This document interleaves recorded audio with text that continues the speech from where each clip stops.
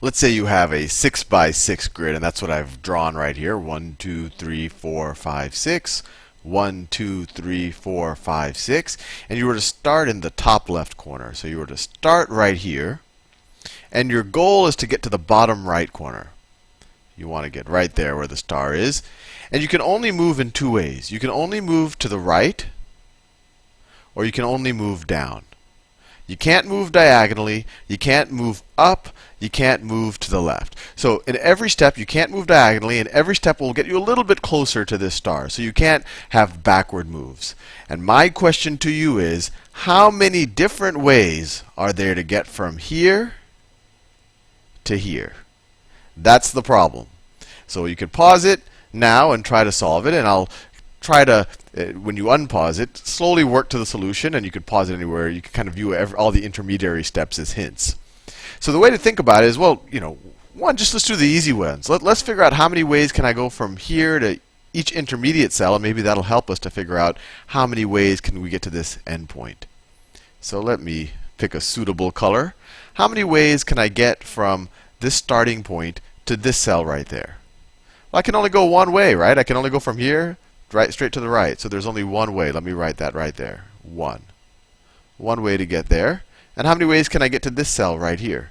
There's only one way. I can only go straight down. Remember, I can't go to the right, down, and then the left, because left is not allowed. Every step has to give me some progress to my goal. So it looks like we've made a little bit of progress. So how many ways can I get to this cell? Let me write this. How many ways can I get to this cell right here? Well, I could go to the right here, and then I could go one more step to the right, and that's pretty much the only way I can get there, right? If I go down, I can't go back up. So there's only one way to go there. By the same logic, only one way to go there, just straight out. One way to go there, one way to go there.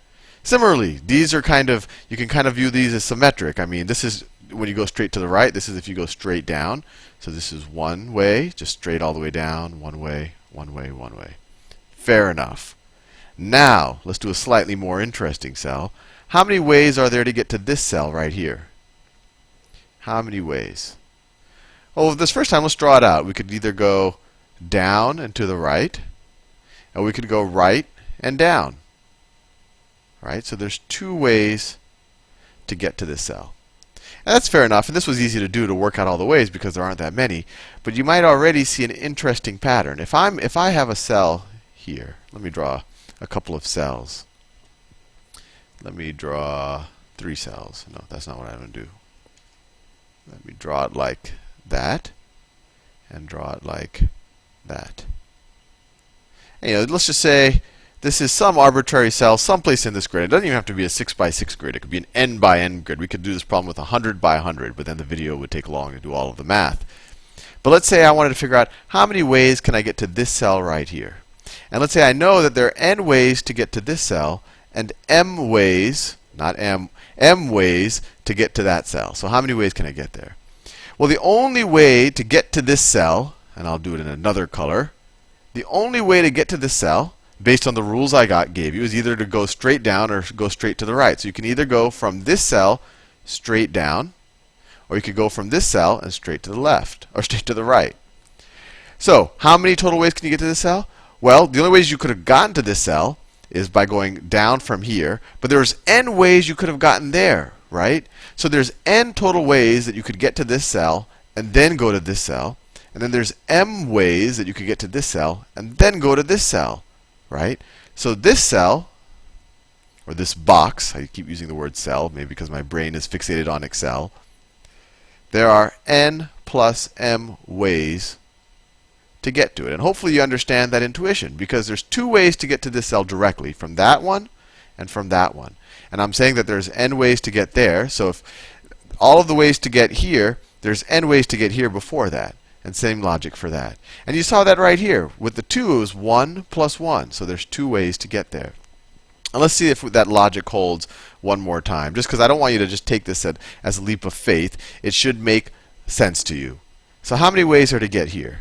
So based on what I just told you, I should just be able to add 2 plus 1 and say 3. But let's see if that works out. So I could go all the way to the right. That's 1. I could go 2. Then I could go down that way. 3. And notice, out of all of the 3 ways to get here, one of them comes from this cell, and 2 of them comes from this cell. So that makes sense relative to the intuition I just gave you. So let's just fill out this box.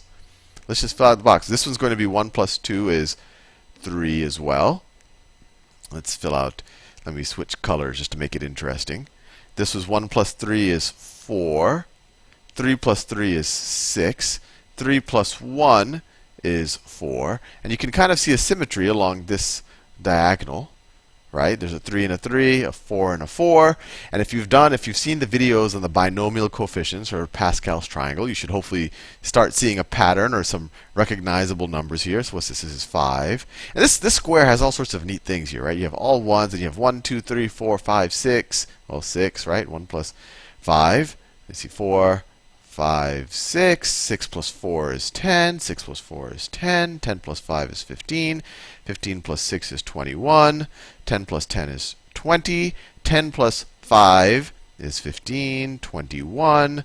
See, this is 35. 35. 70. 35 plus 21 is 56. 35 plus 21 is 56. 56 plus 70 is 126. 126. And then 126 plus 126 is 252. So let me do that in a special color. There's 200, right? 252 ways from getting from there to there. And that was just a neat kind of pattern problem to understand this, and you could just fill it out. And you can actually do this for any n by n. It doesn't even have to be n by n. You could figure out, I could have said the problem, how many ways are there to get to this square? And you would have solved it. And once you see that pattern, you can just do simple addition and figure it out. To do it by hand, to figure out the 252 ways of getting there would have taken you forever. It would have wasted all of your time. But there's something interesting here is if you did watch the video on binomial coefficients, you'll recognize that these are the binomial coefficients.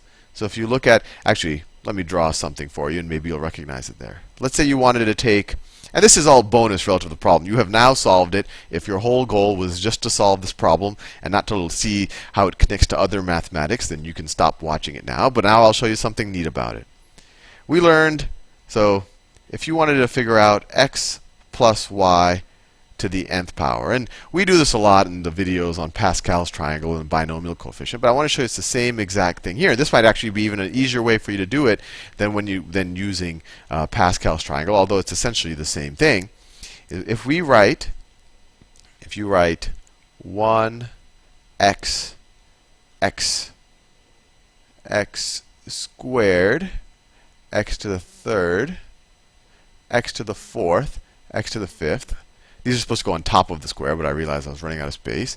You write 1 and y squared, y to the third, y to the fourth, y to the fifth.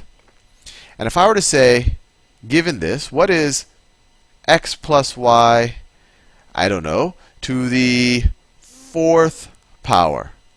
So what you can do is you can say, okay, well, x plus y to the fourth is going to be, x to the fourth plus something, something, something, a bunch of terms all the way to y to the fourth and everything in between. So you go here where you say, oh, x to the fourth, all the way down to y to the fourth. So it'll be this diagonal right here. So let me draw this diagonal.